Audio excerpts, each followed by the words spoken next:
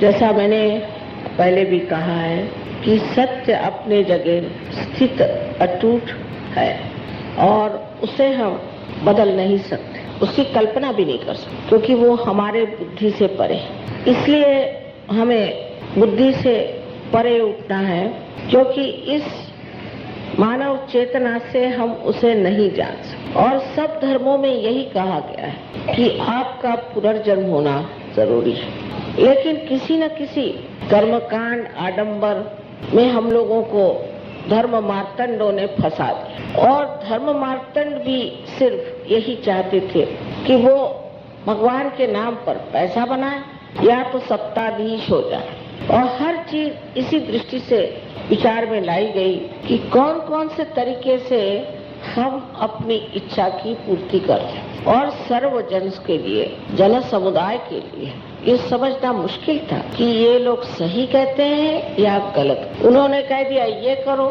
तो वही करने लगे। जैसे आज का एक आधुनिक उदाहरण मैं आपसे बताऊं कि मैं देखती हूँ बहुत से औरतें संतोषी माँ का उपवास करते हैं और उनकी सबकी तबीयत खराब। तो मैंने पूछा आप किसी गुरु के पास गए थे? नहीं, समझ में नहीं आ रहा। उनका तो ऐसा ही हाल है जैसे किसी गुरु ने इनको मंत्रमुग्ध कर दिया। कहने लगे फिर हम तो सिर्फ संतोषी माँ को मानते थे और शुक्रवार का उपवास। ये सिनेमा वालों ने संतोषी माँ बनाई, फिल्म वालों। अब ये फिल्म वाले क्या कोई देवी बना सकते हैं क्या?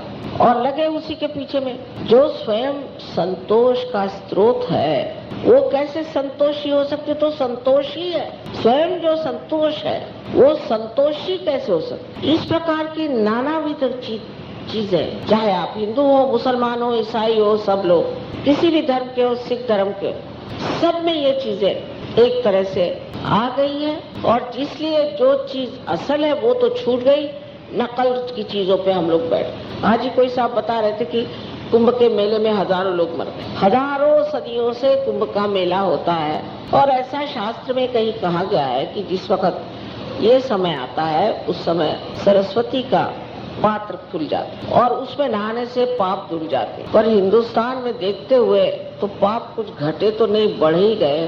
घटने की तो बात दूर रही। तब फिर शंका होने लग जाती है धर्म पे कि धर्म क्या चीज? ये तो सब एक तमाशा है, ढकोसला।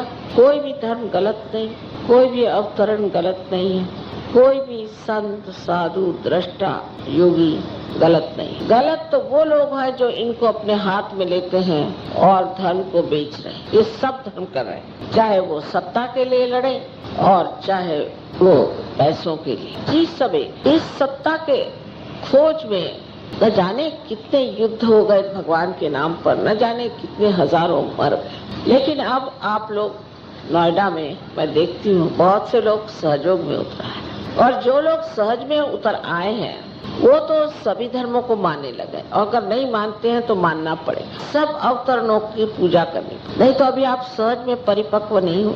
क्योंकि हम तो विश्व धर्म में विश्वास करते हैं जिसमें सारे ही संसार के धर्म समाहित है। सबको जोड़ने की बात है, तोड़ने की नहीं। कोई अगर ये सोच ले कि मैंने सब कुछ पा लिया और अब मैं इस धर्म में आ गया तो बाकी के सारे धर्म खाली और मेरे अच्छे, तो ये बड़ी भारी गलतफहमी हमारे अंदर है। क्योंकि आप कोई भी धर्म पे हो, आप हर तरह का पाप करते हैं और कर सकते हैं, कोई आपको रोकने वाला नहीं। लेकिन सहयोग में आने के बाद भी, कल काफी लोगों ने मुझसे कहा कि माँ मैं सहयोग में आया तो भी मेरा ये नहीं ठीक हुआ, किसी ने कहा वो नहीं ठीक हुआ।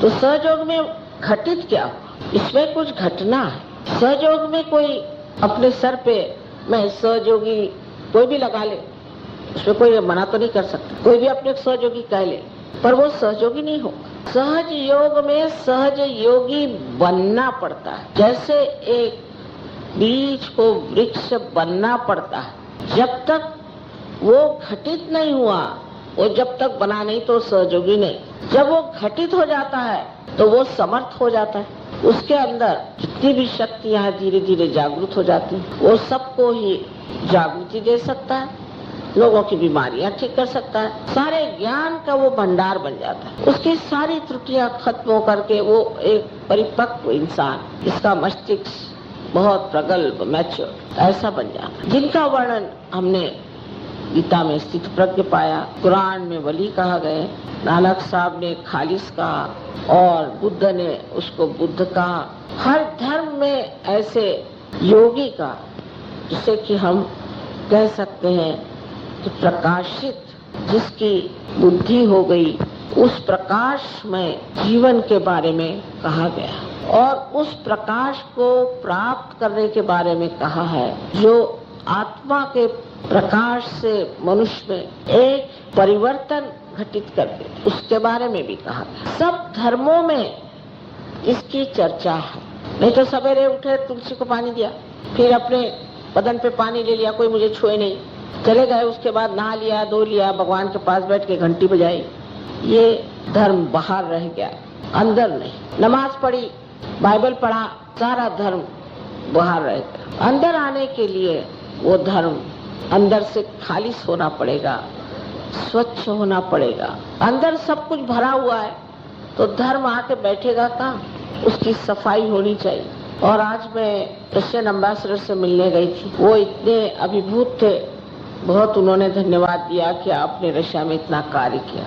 अपनी गवर्नमेंट को तो ये समझ में नहीं आएगी, उनके बस का नहीं। पर उन्होंने एक बात कही कि हम चाहते हैं कि आप जो भी आप मदद चाहे हम करेंगे, क्योंकि हम चाहते हैं कि हमारे देश के लोग स्वच्छ हो जाए, इनका हृदय स्वच्छ हो जाए। तो सहयोग में आने के बाद हर बार देखना चाहिए कि हमारा हृदय स्वच्छ हुआ कि नहीं, कि अब भी उसमें आसपास की ईर्ष्या, आसपास का दोष, यही सब घुमड़ रहा है।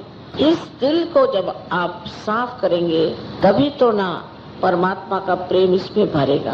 तो ऐसी कुछ अजीब चीज है कि सहयोग में आने के बाद भी हम इसमें प्रयत्नशील नहीं रहते। एक आदमी दूसरे की बुराई देखेगा या किसी न किसी तरह से स्पर्धा में, कंपटीशन में पड़ जाए और इस स्पर्धाशील स्वभाव के कारण वो दूसरे से हमेशा अलग ही रहे। किंतु अगर अच्छाई में स्पर्धा शुरू हो जाए, अच्छाई में, तो सबकी अच्छाई बढ़ जाएगी और सब चीज ठीक हो जाए। पर ये भी नहीं हो सकता, कारण अभी तक आत्मा का प्रकाश हमारे अंदर आया नहीं। पर अजीब बात यह है कि आत्मा का प्रकाश पूरी तरह से हमारे चित्त में आया नहीं, हमारे हृदय में पूरी तरह से बसा। तो सहयोगी होने पर भी डावाडोल मामले चलते हैं, और जब ये डावाडोल मामले चलते हैं, आपसी झगड़े हो जाएंगे, ग्रुपबाजी हो जाएगी, तो हम अपना नुकसान कर रहे हैं, दूसरे का नहीं। जब जरा गर्दन झुकाइए तो आप देखेंगे इस हृदय में आत्मा है। पर गर्दन झुकाने की बहुत जरूरत है। अगर आप कहेंगे कि मैं क्यों झुकूं, तो ये आप नहीं बोल रहे, ये मैं है अहंकार। इस अहंकार को आपको थोड़ी देर झुकाना पड़ेगा जबरदस्ती। तो झुकता है कि नहीं झुकता है? तब फिर आपको आश्चर्य होगा कि आपका हृदय का कमल खिलने लगे और उसका सौरभ, उसका सुगंध सारे संसार में बहना शुरू हो जाए। तब फिर आपकी कुंडलिनी भी चढ़ पड़ेगी, इतने ही उसके तार खुल पड़ेंगे, आपकी तंदुरुस्ती ठीक हो जाए, आपकी कमजोरियां खत्म हो जाए। किंतु पहले हृदय खोलने की बहुत जरूरत है। ये ठीक है, आप पार हो जाएंगे, आप सहयोग पे लेक्चर दे सकते हैं लंबा लंबा, तब बुद्धि का करिश्मा। और हो सकता है कि आपके हाथ से थोड़े लोग जागरूक भी हो, लेकिन न तो आप आगे जा सकते हैं, न तो वो लोग जा सकते हैं। इसने इस प्रेम से हृदय को भर लिया, वही असली सहयोगी। पर फलस्वरूप क्या होता है कि इस शुद्ध प्रेम से भरे हुए हृदय को चारों तरफ फैला हुआ ये चैतन्य जानता है। और जब आपका हृदय प्रेम से भर जाता है तो ये सारा चैतन्य जो है वो अपने गण भेज करके आगे पीछे आपके दौड़ता है, देखता है। कोई चीज की जरूरत हो ले लीजिए। सहयोग में हमेशा लोग बताते हैं, माँ मेरे साथ तो ऐसा चमत्कार, मुझे तो आपने ऐसा दे दिया। मैंने कुछ दिया भी नहीं, कुछ भी नहीं, लेकिन वो इतना बताएंगे कि आपने इतना दे दिया, इतना दे दिया। ये सब परम चैतन्य आपको दे रहा, क्योंकि आपका हृदय प्रेम से भरा जा रहा। जिस मनुष्य के हृदय में प्रेम आ जाए, शुद्ध प्रेम, तो ये तो परम चैतन्य स्वयं ही आपके अंदर आ गया, क्योंकि ये भी शुद्ध प्रेम है और यही आपके हृदय में भी है। तो ऐसा हृदय जिसमें शुद्ध प्रेम विराज रहा है, उसका संबंध तो हो ही गया उस परम चैतन्य से। तो क्या ये परम चैतन्य इस हृदय को, जैसे कोई राही छोटा बालक है, ऐसा समझ करके उसकी पूरी मदद नहीं करेगा, उसको नहीं देखेगा। और जब ये परम चैतन्य आपकी हर पल हर घड़ी रक्षा करेगा, आपकी पूरी इच्छाएं पूरी करेगा, आप में संतुलन और दुनिया भर का प्यार दे देगा, जब ऐसी आपकी सुंदर प्रकृति हो जाएगी कि आपको देखकर बाग के फूल भी खिल उठे और वन के पेड़ भी आनंद से भरा है, ऐसी जब आपकी सुंदर प्रकृति होने लगेगी, तब आपका विश्वास अपने ऊपर और सहज योग के ऊपर दृढ़ हो जाए। जब तक ये विश्वास अंधा था, अंधेपन से आप दुनिया भर के कर्मकांड कर रहे थे, तब तक एक अंधे की लाठी जहाँ चल जाए, इसी प्रकार आपका जीवन था। अगर समझ लीजिए यहाँ सब अंधे बैठ जाए तो वो समझेंगे नहीं कि किसके पास बैठे हैं, किससे कितने दूरी पर है, क्या है। अगर उनको बाहर भी ले जाना है तो किसी को हाथ पकड़ के ले जाना पड़े। पर फिर ऐसा लगता है कि ये परम चैतन्य जो है ये मेरा हाथ पकड़ करके मुझे इधर ले जा रहा है। घर समझ लीजिए कहीं जा रहे हैं, रास्ता भूल गए, जरूरी है जहाँ जाना है सो ले जा रहा है, मैं क्या करूँ, ये परम चैतन्य मुझे ले जा रहा है, इसी के साथ में चले जा। सारी जिम्मेदारी इस परम चैतन्य ले ली, ये आपकी समझ में बात आ जाएगी। जब ये बात आपके समझ में आ जाए, तब ये जो अंधश्रद्धा है ये श्रद्धा बन जाए और विश्वास श्रद्धामय होगा, क्योंकि आपने सत्य को जाना और सत्य को जानते ही आपने उसको अपनाया है। इसलिए सत्य आपके साथ खड़ा रहे, और जो इंसान सत्य पे खड़ा रहता है उसको कोई डिगा नहीं सकता, और उसको कोई डिगाता है तो असत्य, क्योंकि वो समर्थ हो जाता है। ईसा मसीह को एक बार एक वेश्या के सामने खड़ा होना पड़ा, क्योंकि लोग उसे पत्थर से मार रहे थे। वो जाकर के उस वेश्या के सामने खड़े हो गए और उन्होंने कहा कि आप में से जिसने पाप नहीं किया हो वो मुझे पत्थर मारे। इस वेश्या को, असल में ईसा मसीह का और वेश्या का क्या संबंध, कुछ भी नहीं, लेकिन सत्य का और उनका संबंध था। उस सत्य की बुनियाद पे खड़े होकर जब उन्होंने कहा तो सब ने अपने पत्थर फेंक दिए और सब भाग गए। ऐसी प्रखर सत्य की शक्ति है जो हर तरह की नारकीय या आशवी प्रवृत्तियां हैं, जो दुष्टता का हमारे अंदर भाव है, उसको पूरी तरह से नष्ट कर दे। सिर्फ खड़े होने की जरूरत है, और खड़ा होना है इस सत्य की श्रद्धा पर। श्रद्धा का मामला मैंने बड़ा जबरदस्त देखा। अभी ज़ेकोस्लावा किया में एक स्त्री बहुत बीमार थी और पता नहीं उसको कितनी बीमारियां थी बेचारी को, तो उसको एक काफी उम्र थी उनकी, एक कुर्सी पे बिठा के लिया, मेरे सामने आके खड़ी हुई, रखी उनको किस तरह से। तो वो जो थोड़ा बहुत अंग्रेजी सीख के आए थे, कह रहे थे कि माँ मैं इतना ही कहना चाहती हूँ कि आप मुझे एकदम ठीक करें, मुझे पूर्ण विश्वास है आप मुझे ठीक करें। 3-4 बार उन्होंने कहा। मैंने कहा वास्तव में तुमको ऐसा विश्वास है कि मैं ठीक करूँ? हाँ मुझे पूर्ण विश्वास है। अच्छा तो खड़ी हो जाओ। खड़ी हो गई वो, मैं तो ठीक हो गई। सीढ़ियाँ उतर के नीचे गई और लगी दौड़ने, सब लोग देखने लगे, सब हंसने लगे। और इस परम विश्वास के साथ उसने बात की। ऐसा विश्वास सहयोगियों के हृदय में बैठना चाहिए कि हमारे लिए परम चैतन्य खड़ा हुआ है, और हमारा सिर्फ जब उस पर विश्वास नहीं होता है तो फिर परम चैतन्य कहता अच्छा तो तुम जो करना कर।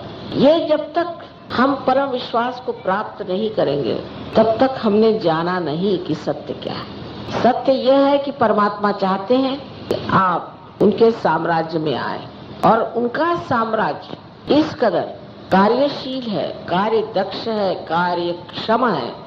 कोई बात यहाँ कहिए जा करके अमेरिका में बात होता है तो जाने कम्युनिकेशन उनका इतना जबरदस्त, और एक चीज नहीं चूक। इस साहब का नाम बताओ क्या, बस हो गया।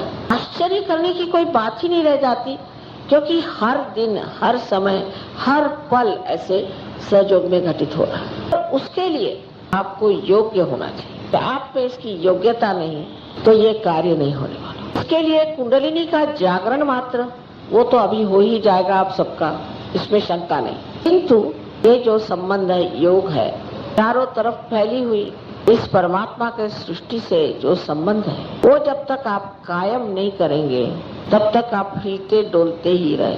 उसके इलाज भी सहयोग में बहुत ही सीधे सरल है। कोई आपको हिमालय नहीं जाना, कोई आपको भूखे नहीं रहना, कोई व्रत नहीं करना, कोई चीज की ऐसी बात है। सिर्फ सवेरे 5 मिनट, शाम को 10 मिनट भी कम से कम अगर आपने ध्यान किया और अगर आप सामूहिकता में अपना सारा घमंड छोड़ करके चले, वो भी बड़ी मुश्किल बात है। क्योंकि साहब मैं तो सेक्रेटरी हूँ इस डिपार्टमेंट का और वहाँ मेरा क्लर्क जाता है तो मैं वहाँ कैसे जाऊँ। अगर आप सेक्रेटेरिएट में जाते हैं जहाँ आपका क्लर्क भी आता है और आप भी आते हैं और उससे आप तंबाकू मांग कर पीते हैं, तो आपको क्या हर्ज है साहब ऐसी जगह जाना। पर साहब ये बड़ा मुश्किल है कि मैं उसी के साथ बैठ के ध्यान करूँ, तो साहब तो मुश्किल है। इस तरह की अहंकार की भावना लेकर के जो चलते हैं वो सहयोग में कुछ भी नहीं प्राप्त कर सकेंगे। सहयोग अहंकारियों के लिए नहीं, हाँ उनके लिए और चीजें हैं, जैसे उनको अस्थमा हो सकता है, उनको हार्ट अटैक आ सकता है, ब्लड प्रेशर बढ़ सकता है, पैरालिसिस हो सकता है, डायबिटीज हो सकता है, होता ही है ज्यादातर, और ब्लड कैंसर भी हो सकता है, और किडनी फेलियर भी हो सकता है, और कॉन्स्टिपेशन भी हो सकता है। और सबसे तो बड़ी चीज है कि उनको बहुत क्रोध आता है, सब क्रोध आता है कि दुनिया दहल जाए, और वो सबको कहते हैं साहब मुझे गुस्सा आ गया, वाह वाह वाह वाह क्या कहने आप। तो ये सब लाभ तो है अहंकार, और फिर डॉक्टरों के जेबे भी भर सकता है, मतलब एक तरह से कुछ तो कार्य हो ही रहा। लेकिन आप इस संसार में किस लिए आए हैं? पीड़ित रहने के लिए और सबको पीड़ा देने के लिए, इस जीवन का आनंद उठाने के। वो आनंद आप अंधश्रद्धा से नहीं पा सकते, कभी भी नहीं। जैसे अंधे को कोई सा भी रंग दिखाई नहीं देता, इसी प्रकार अंधश्रद्धा से मनुष्य को कभी भी परमात्मा के प्यार की छटा भी नहीं, जान भी नहीं सकता कि परमात्मा कितना प्रेम से भरा हुआ, उसको छा तक कभी मिल नहीं सकती, एक बूंद भी वो उसे नहीं पा सकती, जो कि साक्षात अमृत स्वरूप चारों तरफ फैला। तो हम क्यों बेकार में ही इस गर्त में पड़े हुए गोते लगा रहे, क्योंकि इतना आसान है उस अमृत को पाना, क्यों न उसे हम प्राप्त करें। जब हमारा अधिकार है इसे प्राप्त करना, हम इंसान हैं, इंसान तो पहुंच गए, मंजिल तक आ गए, थोड़ा और आगे जाना। लेकिन मंजिल तक आते तक इतनी गठरियां सर पे आपने लाद ली, तो मिला सो लाद के आए कि अब 2 कदम भी चलना नहीं हो सकता, बैठ गए मैं ढंग से, अब नहीं चल सकते, क्योंकि तो दुनिया भर की गठरियां आपने इकट्ठी कर ली। इतने लोगों से मैंने कहा कि आप अब कर्म कांड को छोड़ो, ऐसे कैसे हो सकता माता जी, हम तो शुरू से ही करते आ रहे हैं। हम शुरू से रोज सवेरे में 1000 बार राम का नाम लेती हूँ, सब फिर आपकी विशुद्धि तो पकड़ रही है और आपको अस्थमा है जो राम का स्थान है, क्या फायदा हुआ आपको। लेकिन वो मुझसे नहीं छूटने वाला, आप चाहे कुछ करें। इसकी लत तो मैं सोचती हूँ शराब से भी बदतर है, तो एक बार आदत पड़ गई वही लत ये पड़ चली। शराब छूट जाएगी पर ये लत नहीं छूटती। अरे भाई तुम्हारा ये विशुद्धि चक्र खराब जा रहा है और तुम्हारा ये राइट हार्ट पकड़ रहा है, तुमको अस्थमा की शिकायत हो गई, श्री राम का स्थान है, श्री राम ही तुमसे नाराज है, मैं क्या करूं माता जी, मुझसे छूटता ही नहीं। ऐसी ऐसी आदतें हम लोगों ने लगा दी, जैसे कि किसी आदमी में गाली गलौच करने की आदत हो गई, गाली गलौच, और उसका कोई इलाज नहीं हुआ, तो उसने उसको फिर किसी ने कहा कि अच्छा अब आप चलिए किसी राजा के स्थान पे बैठे, तो वो वहां से ही गालियां देना शुरू कर, तो भूल जाएगा कि मैं राजा के स्थान में बैठा हूँ, मुझे कायदे से बैठा, वहां से गालियां देना शुरू। उनके लिए भी स्थान है, इनको गाली गलौच की आदत है। आप लोग पार्लियामेंट में चले जाइए, चाहे कुछ लोगों को परेशान कर, वहाँ चल जाएगा ये काम। जिस स्थान पे आपको बैठना है उसकी लियाकत भी होनी चाहिए, ये तो जरूरी चीज है। तो पहली चीज ये है कि कुंडलिनी के जागरण के बाद अपने को तौलना चाहिए, मैं कहाँ हूँ। लियाकत का मतलब ये नहीं कि आप कौन सी मोटर में आए, आप कौन से ढंग से बैठे, या आपने कौन से कपड़े पहने, ये लियाकत की बात। लियाकत है अंदर की एक स्थिति, आपकी श्रद्धा। और दूसरा कि सहज योग की जो युक्ति है, योग का मतलब 2 होता है, योग तो एक है कि उस परमात्मा के प्रेम की शक्ति से एकाकारिता, और दूसरा है युक्ति माने इल्म। उसका इल्म भी आपने सीखा कि नहीं। जैसे आपने दीप जला दिया, इस दीप का अगर काम है प्रकाश देना, और ये प्रकाश नहीं दे सकता तो ऐसे दीप से फायदे क्या। पर जो सहयोगी सहयोग के बारे में जानता नहीं है, ये चक्र क्या है, वो चक्र क्या है, क्या इसको ठीक करने का तरीका क्या है, मेरे अंदर कौन से दोष हैं, उसे मैं किस तरह से ठीक करूं, और जनसाधारण में जो दोष हैं जिनके लिए कि मैंने ये प्रकाश को पाया है, उसको मैं किस तरह से प्रकाशित करूं। ये अगर विचार हमारे अंदर है ही नहीं तो सहयोग में आकर के आप कर क्या रहे। आपको पता होना चाहिए सहयोग एक महान आंदोलन है, और जैसे कि बुद्ध ने कहा था कि बोधिसत्व का जमाना है, कहा था मात्रया, तीन माँ मात्रया, और बोधिसत्व के जमाने में जो लोग बुद्ध होंगे, एनलाइटेंड होंगे, प्रकाशित होंगे, वो जनसाधारण का कल्याण करेंगे और सारे समाज में इसे फैलाएंगे। ये बंधन है। अकेले बैठ के तो शराबी भी शराब नहीं पी चाहिए, अमृत आप अकेले पिएंगे और फिर मजा आपको आएगा जब आप इसे बांटेंगे। और ये बांटने के लिए इसका इल्म होना चाहिए।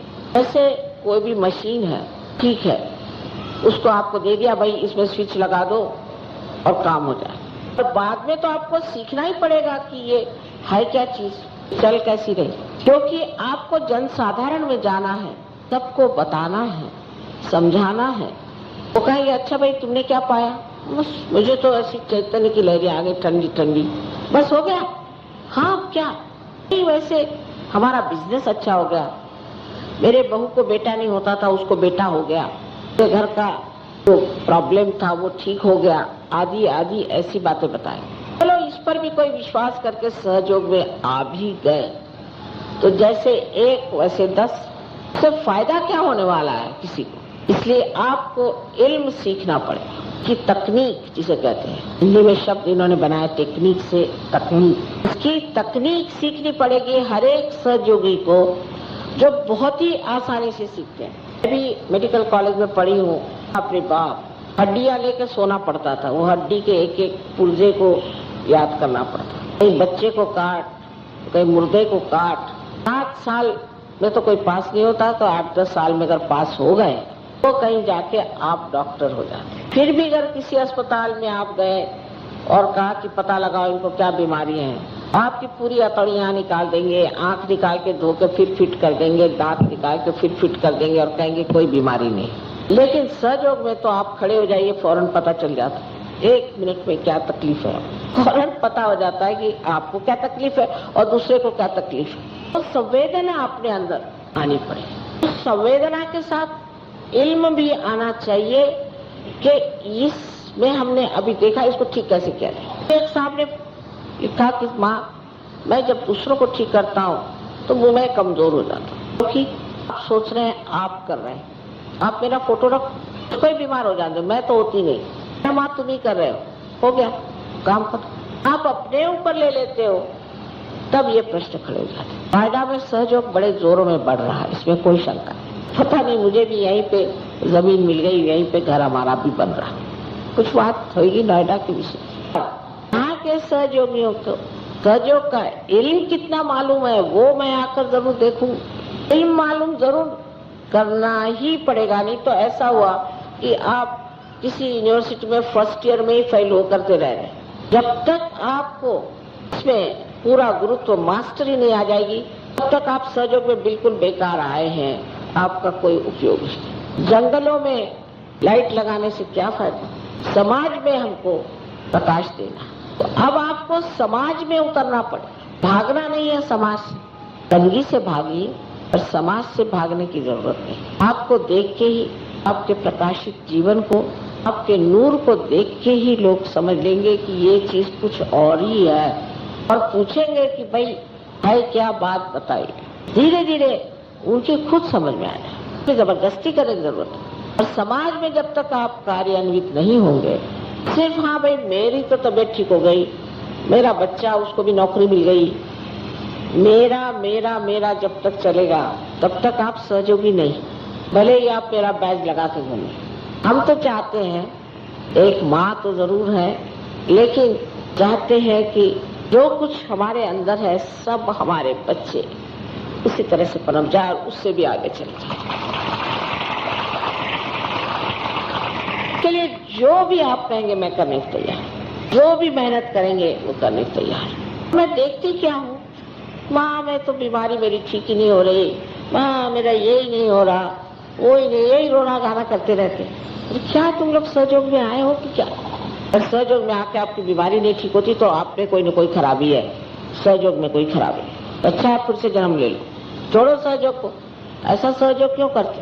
बेहतर आप छोड़ के चले जाओ और सबको बख्शो। रोज मुझे 5-6 बजे तक बैठना पड़ता है, सवेरे 6 बजे से 6 बजे तक की यही सब रोना लेकर लोग पहुंचाए। ऐसा कोई जब कहे आप कुछ नहीं चाहिए माँ, बस सब बस चल रहा, फिर तबीयत बनती है। सोचते हैं कि ये समझ गए कि हमारे जीवन का लक्ष्य क्या है। हमारा मार्ग तो ठीक हो गया, लेकिन ये मार्ग कहाँ पहुँचता है और हमें अग्रसर कर होना है, इसमें अगर बढ़ना है तो हमें क्या करना है, उसके लिए प्राप्त करना है। और सब चीजों में तो हम बहुत स्पर्धा लगाते कि अगर हमने MBBS किया तो हम MD कर दें, फिर MD करने के बाद ये भी कर दें, फिर वो भी करते हैं। दुनिया भर धंधे में भी आज हमने एक छोटी सी फैक्ट्री खोली, कल उसकी डबल फैक्ट्री खोले, उसके बाद उसके 4 गुना ज्यादा फैक्ट्री खोले। एक अगर 2 साड़ियां है तो उसको 10 साड़ियां होनी चाहिए, अगर जेवर अगर एक है तो वो 10 जेवर। इसमें सब में स्पर्धा है। अरे वो बड़ा अच्छा जेवर पहन के आई थी, मैंने पूछा कौन से दुकान से आई थी, उसी दुकान में जाके जेवर खरीदे। इस मामले में बड़ी स्पर्धा। फिर हमारे मर्दों की भी तो की भी जो स्पर्धाएं हैं उसका भी कोई अंत नहीं। रात दिन ये माँ मेरे ऑफिस में डिप्टी सेक्रेटरी है, मुझे उसकी नौकरी चाहिए, पर वो तो हटता ही नहीं, उसको किसी तरह हटाने की व्यवस्था करे। अब यही घर धंधा मुझे करना है। अच्छा तो फिर ऐसा है कि मैं उस तांत्रिक के पास गया था, उसने पैसे ले लिए, पर उस डिप्टी सेक्रेटरी को हटाया नहीं। कहा भाई तुम फिर दूसरे किसी के पास जाओ, मेरे पास का कोई इल्म नहीं। और ऐसे लोगों के लिए सहयोग नहीं है। स्पर्धा करनी चाहिए इसमें कि मैं कब उस चरम सीमा पे पहुंच जाऊं, जहाँ मेरे अंदर कोई सी भी नेगेटिव बात ही ना, ऐसा मेरा हृदय का कुंभ प्यार से लबलबा जाए, उससे सारी गलत चीजें जो है एकदम खत्म। इस तरह की भावना अगर हमारे अंदर जागृत हो जाए, ये परम चैतन्य बैठा है आपकी चरण सेवा करने के लिए, जो कहिएगा तो आपके साथ बेइंसाफी नहीं होगी। इंसाफ पूरी तरह से आपके साथ इस तरह से होगा कि आप भरपूर हो जाए। ऐसे भी बहुत से लोग सहयोग में मिले और मिलते हैं। इस नोएडा में भी हैं और इस दिल्ली शहर में भी है, जहाँ मैं तो सोचती थी कि बबूल के झाड़ के सिवा कोई झाड़ ही नहीं हो सकता। आज इतने गुलाब खिल गए हैं, हर जगह इतना कार्य हो। लेकिन आपको भी इसी में स्पर्धा करना है कि हम भी ऐसे हो के दिखा देंगे। इसके लिए कोई आपको कॉलेज में भर्ती नहीं होना है, कोई आपको पैसा नहीं देना है, कोई खर्चा नहीं करता है, सिर्फ पूर्ण शुद्ध इच्छा अंदर होनी चाहिए और इस इच्छा को क्रिया में परिवर्तित करना चाहिए। देखिए आप कहाँ से कहाँ चले जाए और कहाँ से कहाँ आप कार्य करते हैं। तो इन्हीं के बारे में बहुत से लोग जानते हैं और बता भी देंगे, चक्र भी बता देंगे, उसके नंबर सब कुछ बता देंगे। लेकिन इल्म हमारे अंदर कितना है वो देखना चाहिए। से संवेदित करता है, आनंद से भर देता है। इस प्रकाश को संजोने के लिए सबसे पहले हमें अपनी इज्जत करनी चाहिए। हम अब सहज योगी हैं, अब हम ये नहीं कर सकेंगे और यही कर सकेंगे। नतीजे पर पहुंच जाना पड़ेगा। अपने प्रति पहले श्रद्धा, प्रेम और विश्वास होना चाहिए। हम ये करके दिखाएंगे, हम सब कुछ छोड़ देंगे। बाप दादे हमारे करते रहे होंगे, लेकिन आज हम सहयोग पे खड़े हुए हैं और हम करके दिखा सकते हैं। सब बेकार चीजें हम छोड़ देंगे और असलियत पे उतर आएंगे। बस ये अगर आपने ठान लिया, देखिए कि सारे कार्य इतने सहज में हो सकते। शुरू में तो परम चैतन्य आपको अनंत चमत्कार दिखाएंगे। आपको एकदम से कहीं से पैसा मिल जाएगा, एकदम से कोई बड़ा भारी लाभ हो जाएगा, उनमें आपके शांति आ जाएगी, उससे दुश्मनी से उससे दोस्ती हो जाएगी, सब कुछ हो जाएगा। ये भी एक प्रलोभन है। मुझे यहाँ आना था, रास्ते में बहुत सी चीजें देखने की थी, अगर बीच में ही उतर जाती तो यहाँ कैसे पहुँचती। किसी भी प्रलोभन में नहीं पड़ना है, अपनी मंजिल पे जाना है। तो आपका मंजिल है इस तरह से सहयोग में प्रभुत्व ये अथॉरिटी सर जो कि आपके अंदर आनी चाहिए, उस अथॉरिटी के साथ सबसे बड़ा गुण है प्रेम, उसका सबसे बड़ा अलंकार है नम्रता, और उसका सबसे बड़ा देना है आशीष। परमात्मा आप सबको सुबुद्धि दे और आप सबको अनंत आशीर्वाद।